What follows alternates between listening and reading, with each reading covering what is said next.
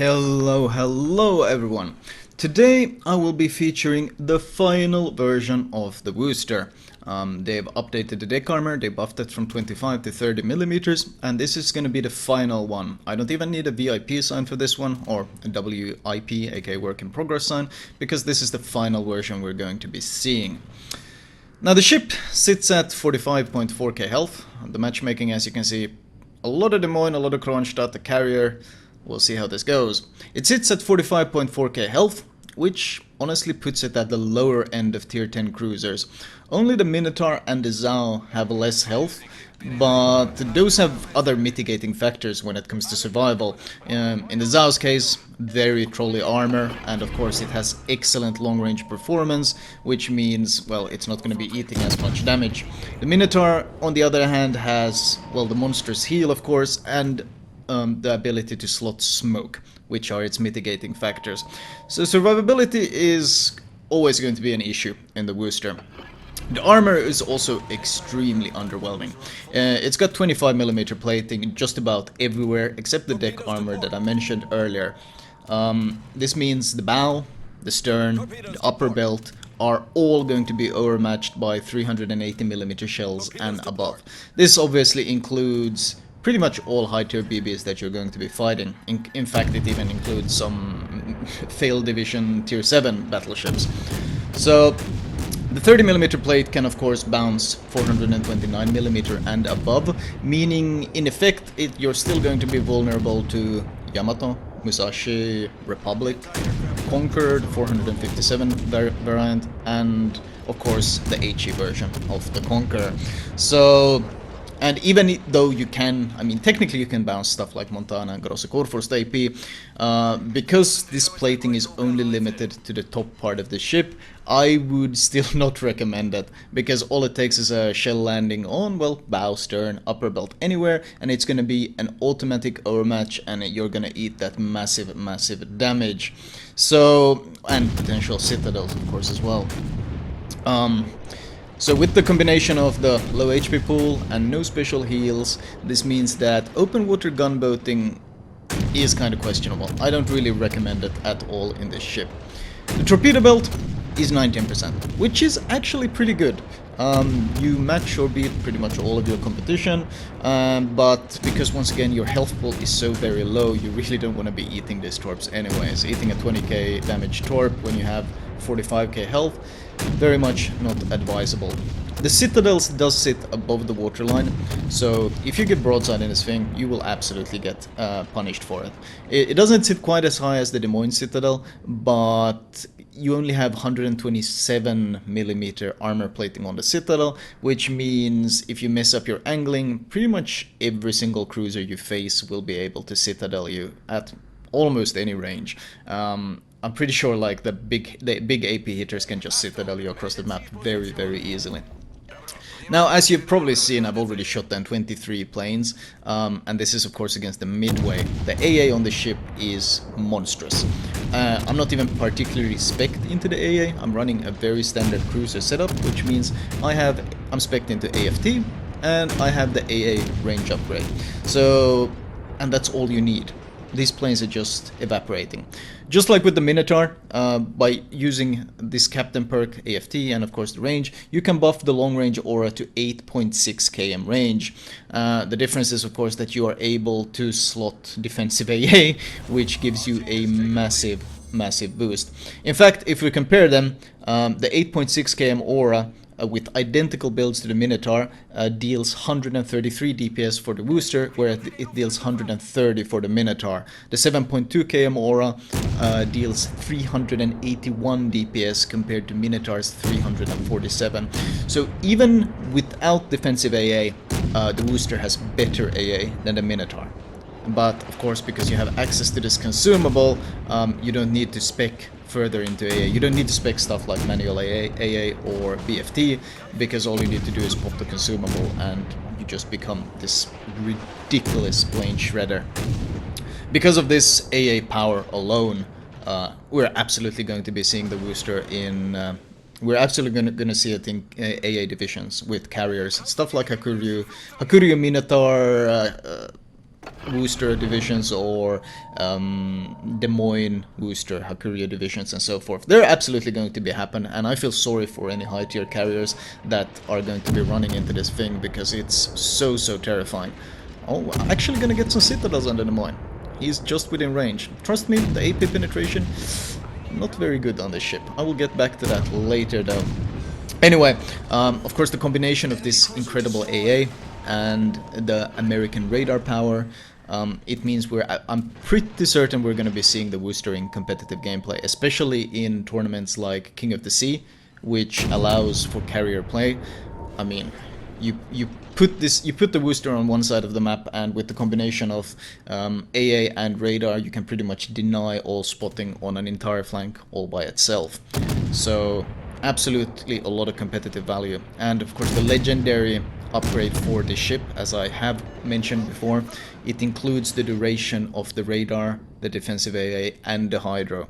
So I'm pretty sure we're going to see some competitive use out of this ship.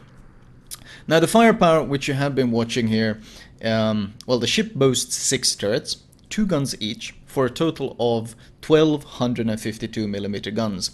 Now 152mm, aka low caliber, naturally means that IFHE is pretty much mandatory on this ship, just like it is for the entire American light cruiser line. You just have to have it because the penetration is on the HE is going to be so pitiful otherwise.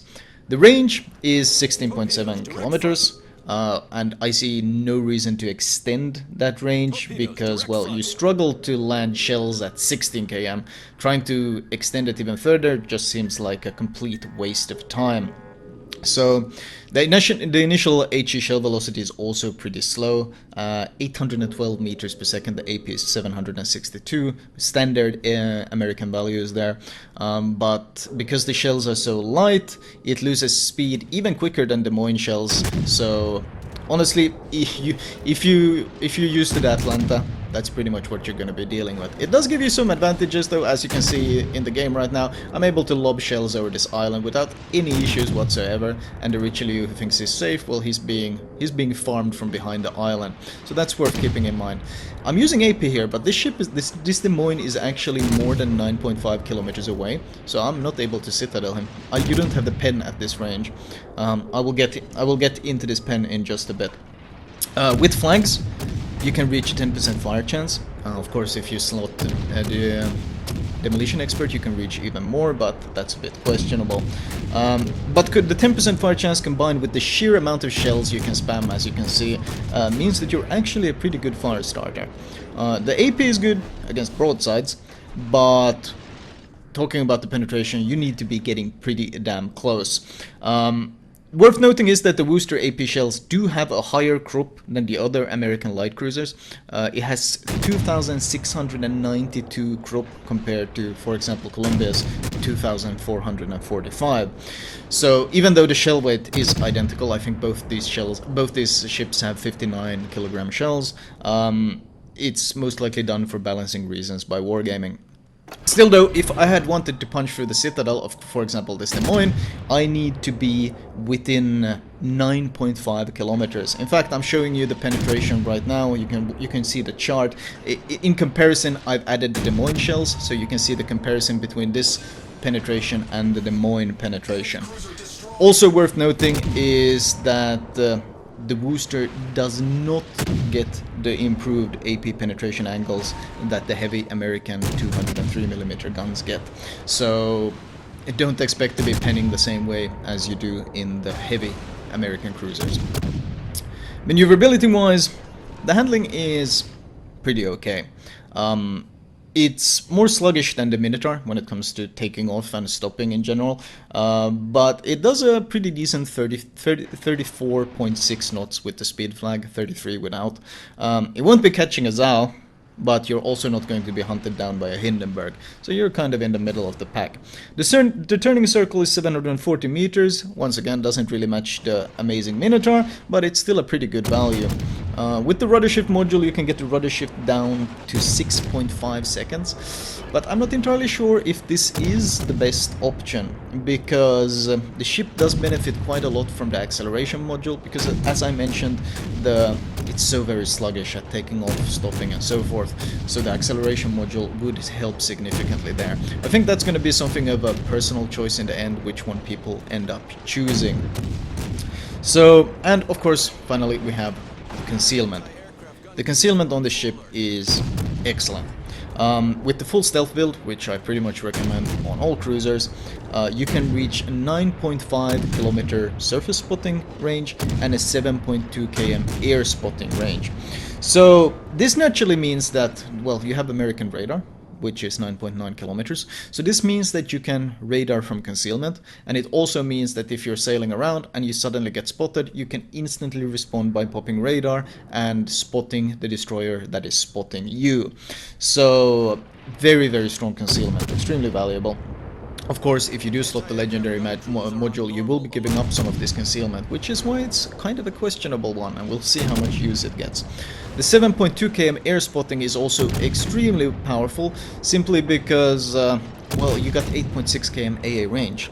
So this means you can turn off your AA, lure the planes close to you, and then when they're within 7 kilometers and they finally see you, you can turn on the AA and you can shred a significant amount of planes before you can even get out of range, especially if you pop defensive AA to catch them by surprise. So both these values are very strong, very competitive. I think this guy grounded, so obviously I'm just going to be farming his broadside. With AR kicking in, you can of course see that the DPM is very, very good. I don't know if I doubt I can get citadels on him from here. I actually don't remember what the crunch.armor values were. They were pretty damn good, but we can still get a bunch of AP damage on him, which is of course always nice. Especially since we're down to 3 versus 5 in this game as of right now. However, I've been denying all the planes. I pushed into this cap with the Z46 because I wanted to deny any planes. You saw, by the way, that bounce? That's the lack of American bounce angles right there. If that had been a Des Moines, those would have been pens, but because we're in a Worcester, they were just bounces, so I have to switch to HE to work on him instead. Z46 moving away, and we're just gonna keep kiting. See if we can lob some shells over these islands. At 10 kilometers, even hitting DDs becomes pretty challenging, because, well, very, very slow shells. So, what is my final opinion on this ship? I think it's a really fun ship. I think it absolutely is a very fun ship. It has a lot of great strengths, concealment, AA power, and raw DPM, but it does have a bunch of weaknesses as well. For example, close range brawls is not something you ever want to end up in with this ship. You don't want to be in close range brawls in this thing. You have no torpedoes. And if you're forced to go nose in, because, well, you can't get broadside because you'll get citadel, so you're often forced to go nose in. If you look at the frontal turret setup, you might see that the two front turrets are on the same height. So this means when you go nose in, the front turret is actually going to be blocking the firing arcs of the second turret. So in a nose in situation, you can actually only use 2 of your turrets, which means, well, you can use 2 out of 6 turrets. And fighting other cruisers nose in when the only firepower you have is 452mm guns makes you feel like a DD trying to fight a cruiser.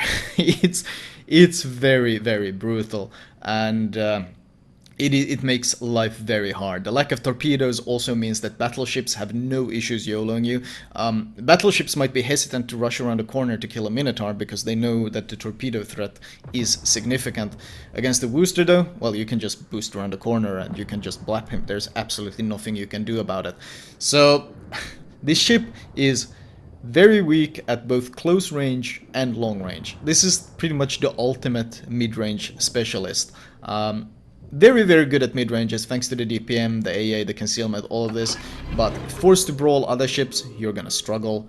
Forced into open water long range, you're gonna struggle. So it's still fun though. don't get me wrong. I don't think this ship is underpowered at all. It's very strong at what it does, and honestly, the best way to decide if you want to get this ship is if you own the Atlanta. Did you like the Atlanta? If your answer is yes, I love the Atlanta, then you will love playing the ship. Do you hate the Atlanta? Then you're probably gonna hate playing the ship as well. That's pretty much how simple it is to decide.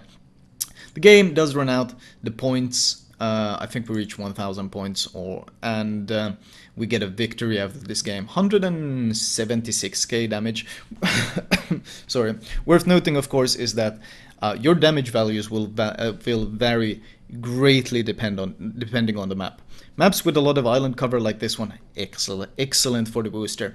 Open maps like Okinawa or Islands of Ice or Mountain Range, there's a lot of high tier maps that have a lot of open spaces. The booster is going to be pretty damn frustrating to play in those maps. So you have to keep it in mind that this ship is certainly not flexible when it comes to map matchmaking. If you get a lot of bad maps in a row, you can have a lot of mediocre games in a row, and that's not because you're misplaying, it's simply because the ship does not do too well in open water fights, for obvious reasons. Lack of firing, shell velocity, lack of armor, and so forth. Looking at the team score, we do see that we managed to break 3.1k base XP. Of course, this was greatly aided by the carrier trying to strike targets near me, and of course me just absolutely shredding all those planes with this AA power. Still though, that's always going to be a good score, and the fact that we managed to turn this game around and did manage to win it is always going to be satisfying. Detailed report. A pretty even AP and HE shell split. Honestly, that doesn't happen too often. Most of the time you're going to be shooting a lot more HE than you're going to be shooting AP. Still though, ultimately a good game and a pretty fun experience. And let me show you guys my recommended build for the ship.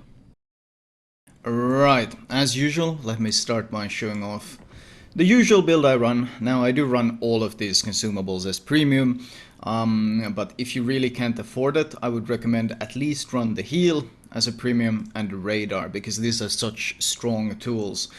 And yeah, kind of the repair as well. I mean, it's not quite as important on a cruiser as it is on a battleship, because fires don't last as long, but it's still strongly recommended. Upgrade wise, turret survival, they are very squishy. Engine survival, honestly, because the other two are quite questionable. You could run steering gears, but you shouldn't be running around kiting in the open too much. It can happen, but it's not really the optimal playstyle. AA range, absolutely. Improved dispersion is pretty pointless on fast-firing cruisers. Faster rudder shift. As I mentioned, this isn't necessarily the best build. I think that running propulsion mod could absolutely be a very viable option as well, because, well, the rudder shift is already pretty decent, whereas the acceleration is very, very bad. So either one of these two I would consider a perfectly valid option. I think it will depend a lot on playstyle. Concealment, highly recommended, not just because of the improved dispersion on anyone shooting at you, but it allows you to push that concealment to these magical values where you can radar from outside of spotting range and you can lure planes into your AA by turning it off. So highly recommended to go concealment. And finally, faster reload on the main guns. The turret traverse debuff doesn't impact you at all, because your turret traverse is an amazing 8.3 seconds, so all you really get from this is just 3 DPM, faster reload, faster dakka. The additional range doesn't really benefit you because, well, you saw the kind of arcs this ship has. You struggle to hit things at 16 kilometers already. Trying to go even further does seem like a complete waste to me. Captain perks wise, priority target absolutely should be the first one.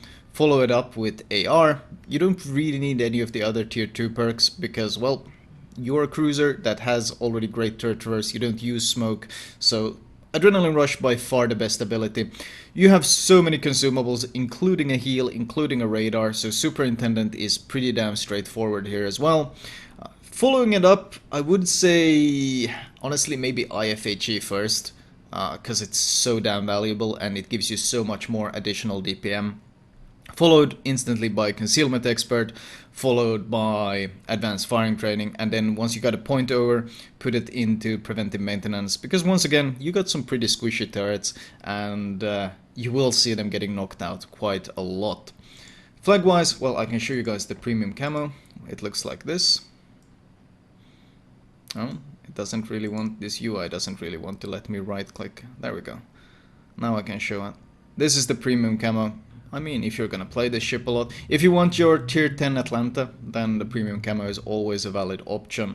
It does give you the default minus 50% cost, plus 20% credits and 100% XP, so it's not like it's necessarily a bad option. Flag wise, I do of course recommend, well, the healing flag. Is, November Foxtrot is actually really good because you have so many consumables, higher fire chance, and well, improving the AA, which is already monstrous, is pretty damn useful as well. Other than that, you can pretty much go economy flags and it won't have too much of an impact. The speed flag might help you get away from situations you otherwise would struggle with, as the default speed of 33 knots is, well, it's pretty mediocre. The speed flag does give a nice little boost.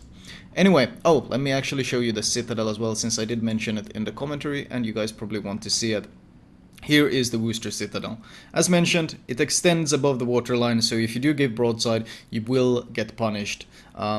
Especially long-range battleship volleys have a really easy time landing on the citadel. But I mean, the problem is, of course, you don't have any additional armor, so pretty much any hits on the part of your ship are either going to be pins, overpins, or citadels. I might as well show the comparison to the Des Moines citadel to give you an idea of the difference. As you can see, the Des Moines citadel extends a bit higher above the waterline. It's